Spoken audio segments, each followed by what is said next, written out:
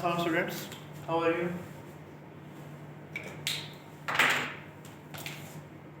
Today we are going to start a new chapter, that is hemodynamics.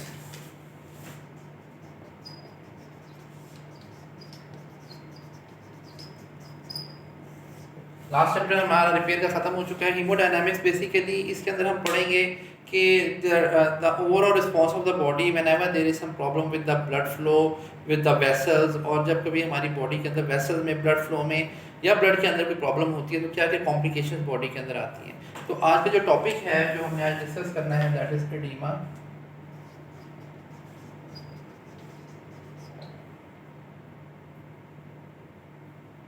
Edema.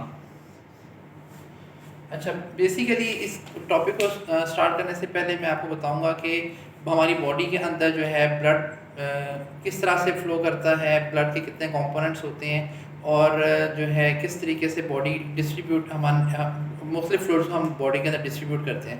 सबसे पहले important बात ये है कि आपको ये पता होना चाहिए कि द टोटल बॉडी वेट जो है उसमें 60% हमारा जो है वो फ्लूइड होता है और जो उसमें वाटर होता है. ठीक है, तो 60% of the body weight is fluid, that is mostly the water.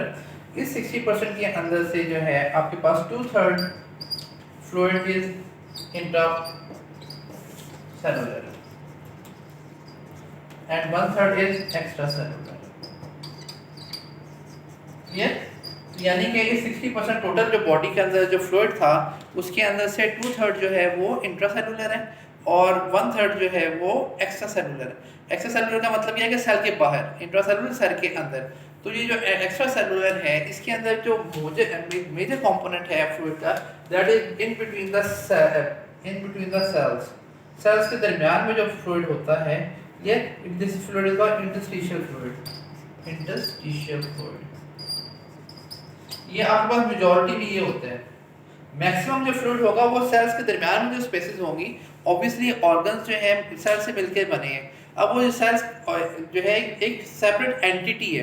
Clear? उस जो सेपरेट एंटिटी है वो आपस में बेशक साथ जुड़ा हुआ है लेकिन उसके दरमियान में कुछ स्पेस भी होती है. ठीक है, that is very very minute space, in microscopic space होती है. उसके अंदर भी फ्लूइड मौजूद होता है और बहुत स्मॉल क्वांटिटी के अंदर फ्लूइड मौजूद, लेकिन क्योंकि पूरी बॉडी के अंदर हम देखें तो वो जो है मेजर कंपोनेंट बन जाता है एक्स्ट्रासेलुलर फ्लूइड का. उसके अलावा जो फ्लूइड है तो बाकी ऑर्गन्स के अंदर हमारे पास मुख्तलिफ कैविटीज़ के अंदर फ्लूइड होते हैं. जैसे मिसाल के तौर पे आपकी पेरिटोनियम है, पेरिकार्डियम है, पेरिकार्डियम, पेरिटोनियम जो पेरिटोनियल कैविटी जिसने आपके सारे एब्डोमिनल विजर्स को कवर किया हुआ है. ठीक है, there two membrane bound structures हैं जिन्होंने ऑर्गन्स को जो है कवर किया हुआ. इसी तरीके से आपके हार्ट के ऊपर एक पेरिकार्डियम है. ठीक है, इसी तरीके से आपके पास जो है प्लूरल कैविटी है जिसने लंग्स को कवर किया हुआ है. ये जो कैविटीज़ हैं इनके अंदर थोड़ा बहुत फ्लूइड मौजूद होता है. क्लियर? इसके अलावा जो मेजर फ्लूइड है हमारी बॉडी के अंदर जो मौजूद होता है that is in the vessels, intravascular fluid जो कि ब्लड की फॉर्म में होता है ऑब्वियसली. ठीक है, इंट्रावेस्कुलर वेसल्स के अंदर जो फ्लूइड मौजूद है. क्लियर? वेसल्स के अंदर जो फ्लूइड मौजूद है ब्लड वेसल्स के अंदर.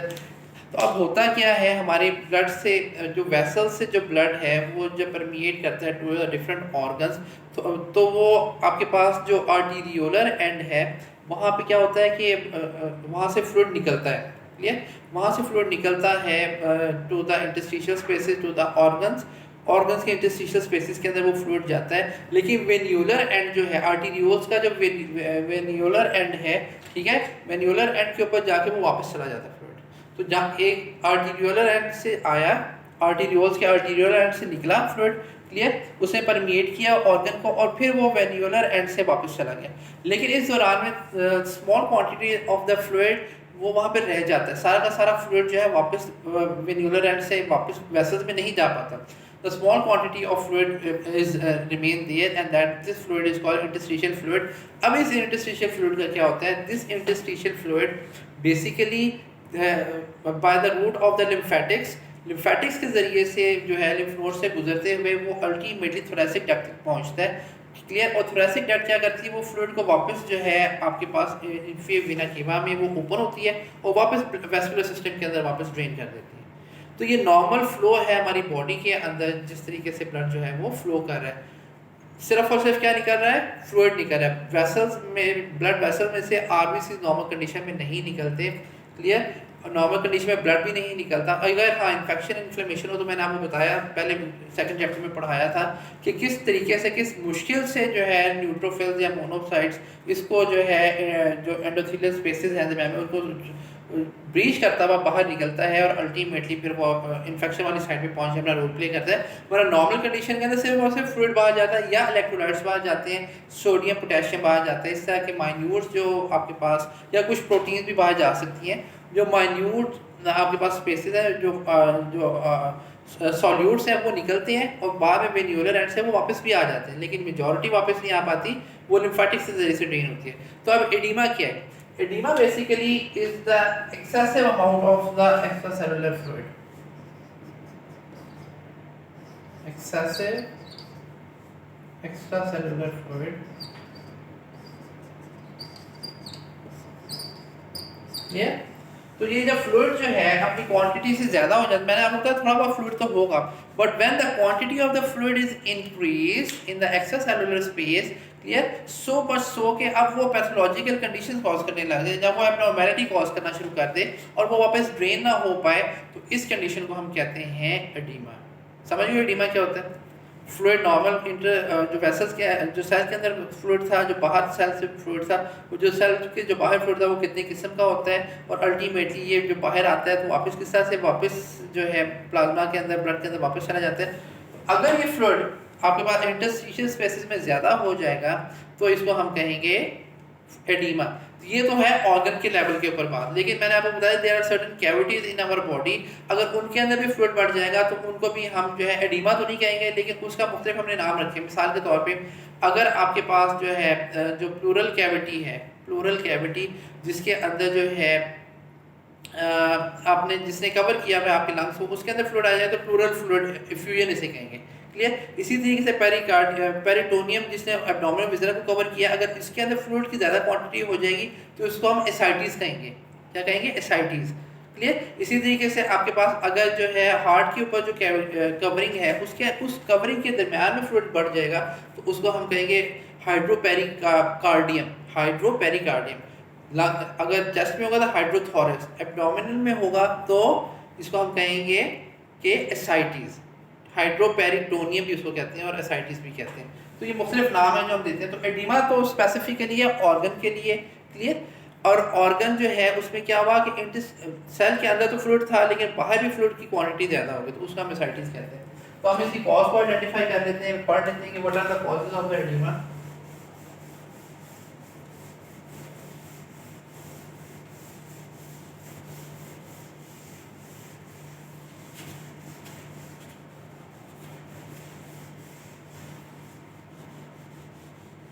आपको सेकंड चैप्टर में मैंने पढ़ाया था कि there are certain forces which act on the vessel, clear, which help the fluid to remain inside of the vessel and sometimes it allows the fluid to leave the vessel, clear। तो ये जो important दो forces हैं, एक तो capillary hydrostatic pressure,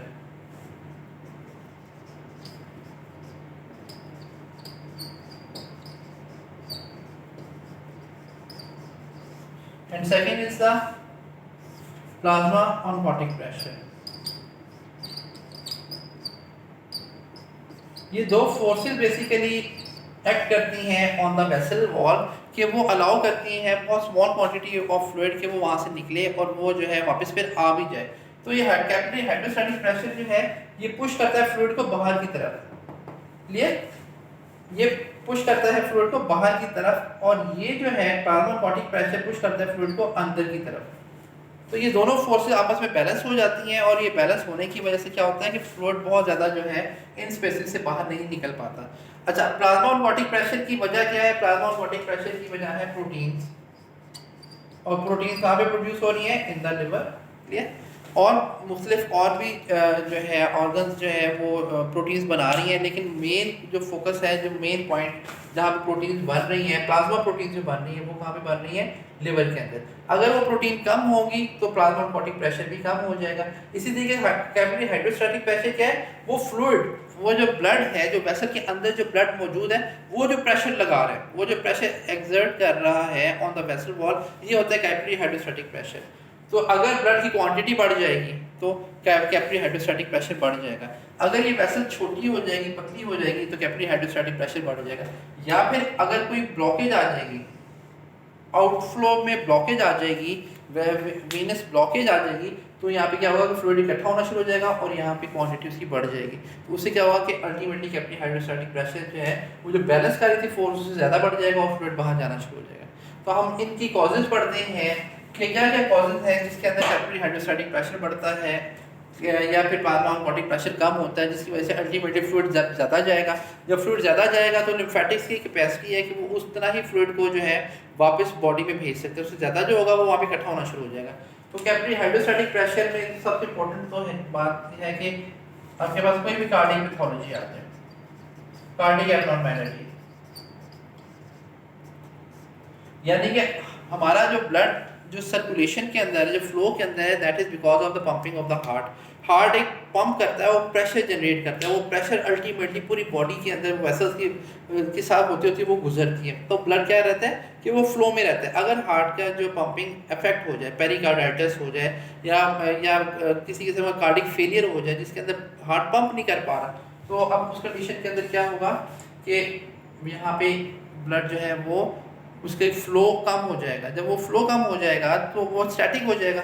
जब वो static हो जाएगा, पीछे से ब्लड आ रहा है और आगे वो ट्रैवल नहीं कर रहा, तो वो ज़्यादा ब्लड जो है that exert more pressure on the walls and due to the increase pressure on the walls what happens, the fluid starts to leave the vessel, fluid बाहर निकलना शुरू हो जाएगा। तो एक तो इंपॉर्टेंट कॉज जो है कार्डियक पैथोलॉजी, बहुत इंपॉर्टेंट है कि अगर कार्डियक कोई एबनॉर्मेलिटी हो जाएगी तो आपके पास जो है फ्लूइड ज़्यादा निकल जाएगा बाहर। इसी तरीके से one of the very important cause is the outflow obstruction. अगर आपके पास कोई आउटफ्लो ऑब्स्ट्रक्शन हो गई है, ये आउटफ्लो ऑब्स्ट्रक्शन होने की बहुत सारी रीजन हो सकती है। यहाँ पे कोई क्लॉट आके ब्लॉक हो गया, ठीक है, थ्रम्बस था, थ्रम्बस बना और उसने यहाँ पे ब्लॉक कर दिया, ऊपर से ब्लड आ रहा है, आगे नहीं गुजर पा रहा, अब यहाँ पे क्या होगा कि एक्यूमुलेट होना शुरू हो जाएगा। इसी तरीके से थ्रम्बस की क्लॉट के अलावा और भी रीजंस हो सकती हैं जिसकी वजह से आउटफ्लो ऑब्स्ट्रक्शन हो जाएगी। यहाँ पे किसी किस्म की कोई फॉरेन बॉडी आ गई है, क्लियर, कोई नियर बाई ट्यूमर था, कैंसर था, वो बढ़ा और उसने यहाँ पे आके इस वेसल को कंप्रेस कर दिया। जब इस वेसल को कंप्रेस कर दिया तो यहाँ से ब्लड का फ्लो स्टॉप हो गया या कम हो गया। इसी तरीके से इंपॉर्टेंट और है कि कोई सूचर यहाँ पे स्टिच कर दी है किसी ने, क्लियर। तो ये सारी कॉजेज हैं जिसमें क्या होता है कि आउटफ्लो ऑब्स्ट्रक्शन होती है, and that outflow obstruction leads to the increase capillary hydrostatic pressure and that starts to increase the fluid coming out of the vessel, और जिसकी वजह से फ्लूइड जो ऑर्गन है उसके एक्स्ट्रा सेलुलर जो कंपार्टमेंट्स के अंदर फ्लूइड ज़्यादा हो जाएगा और एडिमा डेवलप कर देगा। इसी तरीके से इंपॉर्टेंट कॉज और जो हाइड्रोस्टैटिक प्रेशर की है is the vasodilatation of the vessel. Vessel जो है वो जो लेट्स सपोज के उसका जो है 1 सेंटीमीटर जो है वो डायमीटर था, क्लियर। अब वेसोडायलेटेशन हुई, वेसोडायलेटेशन की मुख्तलिफ रीजन हो सकती है। One of the very important reason is being the heat. किसी के बर्न इंजरी हुई है या बहुत ज़्यादा एक्सेसिव हीट के अंदर गया तो वेसल जो है वो डायलेट कर जाती हैं। जब वेसल्स डायलेट करती हैं सो दैट कि वो जब डायलेट हुई तो ज़्यादा ब्लड रश करेगा साइड में। जब ज़्यादा ब्लड रश करेगा तो जितनी क्वांटिटी ब्लड की ज़्यादा हो जाएगी उतने ही क्या होगा कि उसके अंदर आपके पास प्रेशर ज़्यादा एक्सर्ट हुआ on the wall of the vessel and ultimately ज़्यादा फ्लूइड जो है वो निकल जाएगा। इसी तरीके से अगर इंट्रावेस्कुलर फ्लूइड की क्वांटिटी बढ़ गई है, फ्लूइड की क्वांटिटी बढ़ गई है, इंट्रावेस्कुलर फ्लूइड की क्वांटिटी क्यों बढ़ गई, किसी को जो है हमने ट्रांसफ्यूज़ किया, ब्लड ट्रांसफ्यूज़ किया, या उसको हमने कोई प्लाज्मा ट्रांसफ्यूज़ किया, या हमने उसे कोई फ्लूइड लगाया जैसे रिंगर लैक्टेट नॉर्मल सेलाइन की जो है ड्रिप लगा दी, अब फ्लूइड जो है वो क्वांटिटी में ज़्यादा हो गया। जब वो फ्लूइड ज़्यादा क्वांटिटी में हो गया तो क्या हुआ कि अब वो ज़्यादा क्वांटिटी का फ्लूइड ज़्यादा एक्सर्ट करेगा प्रेशर ऑन द वॉल्स, तो उसकी वजह से क्या होगा कि अल्टीमेटली ज़्यादा फ्लूइड जो है वो बाहर जाएगा और उस जिस ऑर्गन में जाएगा वहाँ पे वो एडिमा कॉज करेगा, ये एक्सेसिव फ्लूइड वहाँ पे चला जाएगा। इसी तरीके से अगर हम प्लाज्मा ऑनकोटिक प्रेशर की बात करें, प्लाज्मा ऑनकोटिक प्रेशर में तो जैसा मैंने आपको बताया कि this pressure is basically the because of the protein, ठीक है। ऑनकोटिक प्रेशर है, ये प्रोटीन एक्सर्ट करती है, पुल करती है फ्लूइड को टूवर्ड ऑस्मोसिस, जैसा आपने प्रोसेस पढ़ा था ना कि फ्लूइड जो है from the higher gradient towards the lower gradient जो है मूव करता है, क्लियर। तो वो जो प्रोटीन है वो बेसिकली जो है सेमी परमेबल मेम्ब्रेन, इसमें भी वो यही है कि ये जो वैस्कुलर वेसल्स है ये क्या है, ये आपके पास जो है आपके पास सेमी परमेबल टाइप मेम्ब्रेन है, क्योंकि फ्लूइड तो अलाउ करती है निकलने के लिए। तो इसके अंदर यहाँ पे प्लाज्मा प्रोटीन ज़्यादा है, यहाँ पे कम है, तो वो यहाँ पे फ्लूइड को वो अपने अंदर को अट्रैक्ट करेगा ऑस्मोसिस के प्रोसेस के जरिए से। तो ये प्रोटीन है जो इंपॉर्टेंट रोल प्ले करती है, प्लाज्मा प्रोटीन। अब ये प्लाज्मा प्रोटीन कहाँ पे बननी है, लिवर में। अगर लिवर की कोई पैथोलॉजी हो जाए, क्लियर, जैसे लिवर का कोई सिरोसिस हो जाए, लिवर सिरोसिस के अंदर प्रोटीन नहीं बनेगी, या फिर प्रोटीन लूजिंग एंटेरोपैथी, एक कंडीशन है जिसके अंदर से हम प्रोटीन जब कोई डाइट लेते हैं वो एब्जॉर्ब ही नहीं होती, वो बॉडी लॉस करती चली जाती है। प्रोटीन आती है बॉडी के अंदर जाती है लेकिन एब्जॉर्ब नहीं होती, वो इसे इस डिजीज़ को कहते हैं प्रोटीन लूजिंग एंटेरोपैथी, क्लियर। उसके अंदर प्रोटीन लॉस होना शुरू हो जाती है।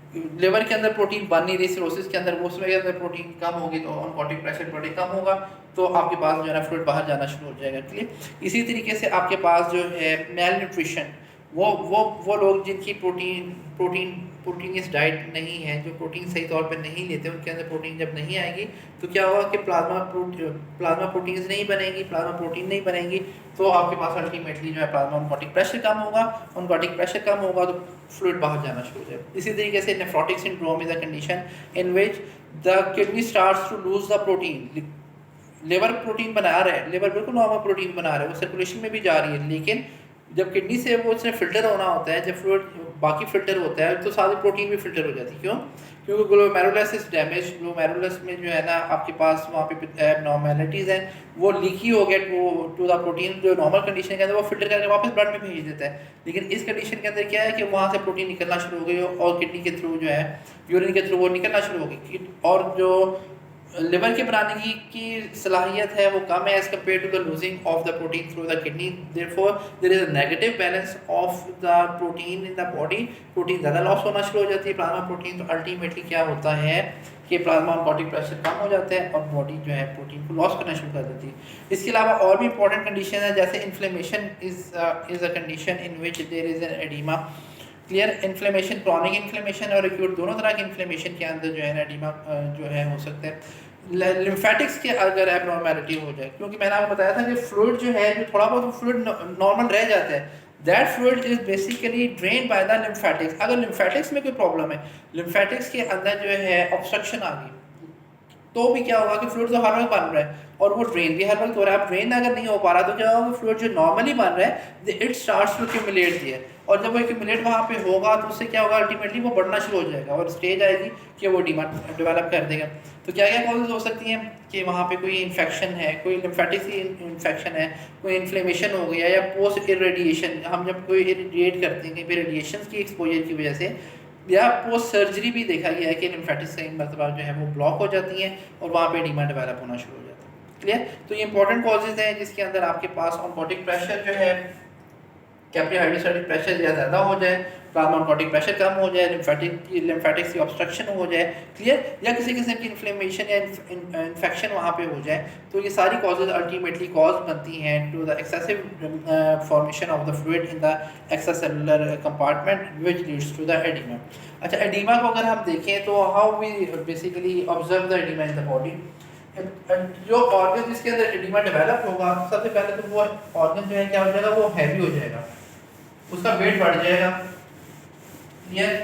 और अगर आप उसको नेकेड आई से देखो, अगर उस ऑर्गन को आप देखो तो वो आपको शाइनी ग्लॉसी अपीयरेंस में नजर आएगा, ठीक है।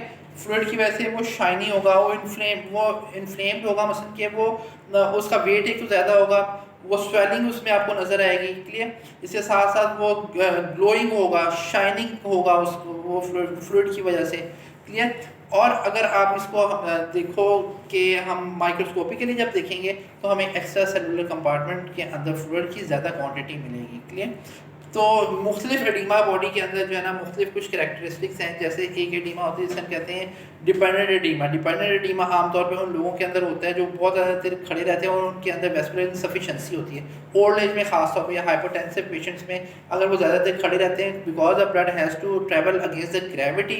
हमारे वीनस पंप्स हैं जो कि पंप उसको हर वक्त पंप कर रहे हैं ब्लड को to move the blood from the feet to the heart. Obviously एक ग्रेविटी के अगेंस्ट जो है ना उसने आना है। तो उसके में बहुत इंपॉर्टेंट ये है कि आपकी जो है ना वेस्कुलर इनसफिशिएंसी ना हो, उसमें वेस्कुलर पंप्स जो हैं वो इफेक्टिव हों। जो एज के साथ साथ वो वीक होते चले जाते हैं, खासतौर पे हाइपरटेंसिव पेशेंट के अंदर वीक हो जाते हैं। तो उनके अंदर क्या होता है कि पाँव में सोज आ जाती है। That is very common in the old people. अगर वो ज़्यादा देर खड़े रहें तो उनको पाँव पे सोज आ जाती है। That is called the dependent oedema. Clear. हम जब इसको प्रेस करते हैं तो वहाँ पे एक पिट बनता है। उसको पिट को जब हम 1 मिनट तक प्रेशर दे के रखते हैं, छोड़ते हैं, तो वहाँ पे पिट बना रहता है। हमारे नॉर्मल कंडीशन के अंदर जो है अगर हम देखें तो जो स्वेलिंग होगी वो ख़त्म हो जाती है, लेकिन इनके अंदर वो पिटिंग का वो जो पिट है वो काफ़ी देर तक रहता है, जिसको कहते हैं pitting oedema. Clear. This is the characteristic जिसको हम डिफ्रेंशिएट कई मरतबा करते हैं कि कॉज क्या है। अगर डिपेंडेंट एडीमा हाइपरटेंशन की वजह से हो तो आमतौर पर पिटिंग एडीमा नहीं बनता, लेकिन अगर किडनी फेलियर की वजह से, नेफ्रोटिक सिंड्रोम की वजह से हो तो ऐसे पेशेंट के अंदर जो है वो पिटिंग एडीमा बन जाता है। इसी तरीके से वो पेशेंट जिनके अंदर किडनी एबनॉर्मेलिटी, किडनी की पैथोलॉजी हो, नेफ्रोटिक सिंड्रोम हो जिसमें किडनी प्रोटीन को लॉस कर रही होती है, उनको पेरी ऑर्बिटल स्वेलिंग भी हो जाती है। वो जब सुबह उठते हैं तो उनका चेहरे पे स्वेलिंग होती है, खासतौर पे आइज़ जो है ना पेरी ऑर्बिटल और एरिया के अंदर जो है, और पूरा फेस भी कई मतलब स्वेलिंग होती है, लेकिन पेरी ऑर्बिटल खास तौर पे आंखें सूजी होती हैं। वो फिर आहिस्ता आहिस्ता with the passage of time वो कम होना शुरू हो जाती है। This is again the periorbital oedema seen in the nephrotic syndrome patient. इसी तरीके से sometimes there is oedema of the brain which can cause a sudden death. Oedema जब ब्रेन का होता है, किसी किस्म की इन्फेक्शन हुई है ब्रेन में, वहाँ पे एडीमा हुआ, तो एडीमा होने की वजह से क्या होता है कि ओवरऑल साइज जो है ना ब्रेन का बढ़ जाता है। तो आपके पास जो फोरामन मैग्नम में से आपका स्पाइनल कॉर्ड डेवलप हो निकल रही है, उस पर कंप्रेशन ज़्यादा आता है। वो कंप्रेशन ज़्यादा आने की वजह से क्या होता है कि वो जो फोरामन मैग्नम का साइज तो एक बराबर ही है, तो वो कंप्रेस करता है, तो सडन डेथ पेशेंट की हो सकती है। इसी तरह से pulmonary oedema is seen in the patient with the right heart failure. Pump नहीं कर रहा राइट साइड का हार्ट, तो क्या हुआ कि ब्लड वहाँ पे एक्यूमुलेट होता चला जा रहा है इन द लंग्स, और वहाँ पे फिर एडीमा डेवलप होता है। तो उसकी वजह से कॉम्प्लिकेशंस होती हैं। तो this is all about the edema.